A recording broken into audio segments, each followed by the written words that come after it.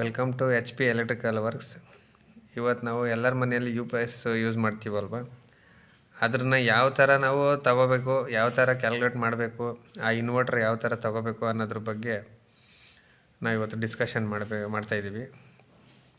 Inverter rating selection ಮಾಡಬೇಕು. ಅದು ಯಾವ ಥರ ನಿಮ್ಮ ಮನೆಯಲ್ಲಿ ಯಾವ ಥರ ಎಕ್ವಿಪ್ಮೆಂಟ್ಸ್ ಯೂಸ್ ಮಾಡಿದ್ದೀರಾ, ಫ್ಯಾನ್ ಆಗಿರ್ಬೋದು, ಲೈಟ್ ಆಗಿರ್ಬೋದು, ಫ್ರಿಡ್ಜು, ವಾಷಿಂಗ್ ಮಿಷಿನು, ನಿಮಗೆ ಏನೇನು ರನ್ ಆಗಬೇಕು.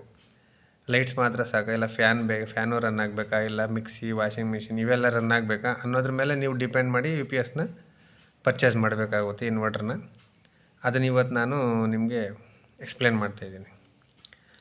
ಇನ್ವರ್ಟರ್ ರೇಟಿಂಗ್ ಸೆಲೆಕ್ಷನ್ ಬಂದು ಫಾರ್ ಎಕ್ಸಾಂಪಲ್ ನಿಮ್ಗೆ ಹೇಳ್ತೀನಿ.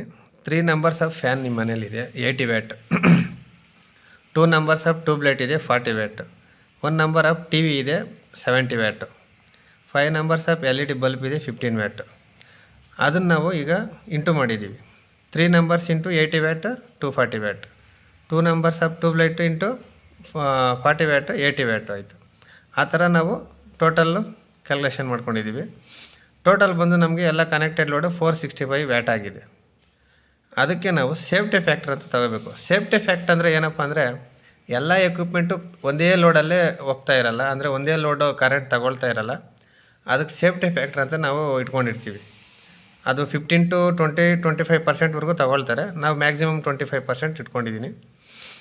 ಈಗ ಅದನ್ನು ನಾವೀಗ ಕ್ಯಾಲ್ಕುಲೇಟ್ ಯಾವ ಥರ ಮಾಡ್ಕೊಳ್ಳೋದು. ಈಗ ನಮ್ಮದು 465 ಕನೆಕ್ಟೆಡ್ ಲೋಡ್ ಇದೆ ಇಂಟು 0.25%.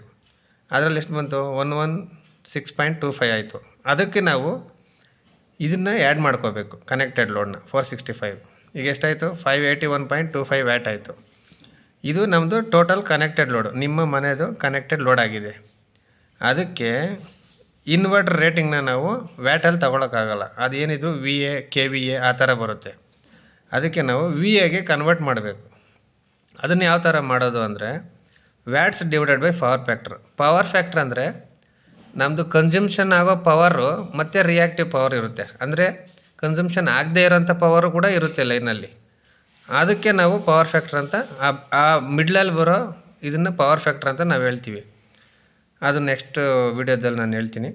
ಈಗ ಇದು ಯಾವ ಥರ ಅಂದರೆ, ಈಗ 581.25 ಇದೆ ನಮ್ಮದು ಕನೆಕ್ಟೆಡ್ ಲೋಡು. ಸೇಫ್ಟಿ ಫ್ಯಾಕ್ಟ್ರ್ ತಗೊಂಡು include safety factor divided by 0.8 power factor. ಅದೊಂದು ಸ್ಟ್ಯಾಂಡರ್ಡ್. 0.8 ಮಿನಿಮಮ್ ಇರಲೇಬೇಕು ಅನ್ನೋದು ಸ್ಟ್ಯಾಂಡರ್ಡ್. ಅದಕ್ಕಿಂತ ನಿಮಗೆ ಲೋ ಏನಾದರೂ ಹೋಗ್ತಾ ಇದೆ ಅಂದರೆ ನಿಮ್ಮ ಕರೆಂಟ್ ಬಿಲ್ ತುಂಬ ಜಾಸ್ತಿ ಬರುತ್ತೆ. ಆ ಥರ ಆಗುತ್ತೆ. ನಾವು ಮಿನಿಮಮ್ ಸ್ಟ್ಯಾಂಡರ್ಡ್ ಮೇಂಟೈನ್ ಮಾಡಬೇಕಾಗಿರೋದು ಒನ್ ಪವರ್ ಫ್ಯಾಕ್ಟ್ರ್ ಏನಾದರೂ ನಿಮ್ಮ ಮನೆಯಲ್ಲಿ ಮೇಂಟೈನ್ ಆದರೆ ನಿಮಗೆ ಮಿನಿಮಮ್ ಅಂದ್ರೂ ಒಂದು 30 to 50% ಆಫ್ ಬಿಲ್ಲು ರೆಡ್ಯೂಸ್ ಆಗುತ್ತೆ. ಅದಕ್ಕೆ ನಾವು ಮಿನಿಮಮ್ ನಾವು ಇಟ್ಕೊಂಡಿರ್ತೀವಿ power factor 0.8. VA is equal to ಇದನ್ನು ಕ್ಯಾಲ್ಕುಲೇಟ್ ಮಾಡಿದಾಗ ನಮಗೆ ಎಷ್ಟು ಬರುತ್ತೆ, 726.56 VA ಬರುತ್ತೆ.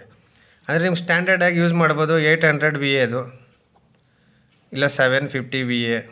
ಈ ಥರ ನಾವು UPS ಇನ್ವರ್ಟರ್ನ ಕ್ಯಾಲ್ಕುಲೇಟ್ ಮಾಡ್ತೀವಿ.